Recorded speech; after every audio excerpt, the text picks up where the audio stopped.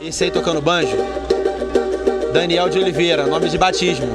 Aí vocês podem chamar de Mãos de Ferro.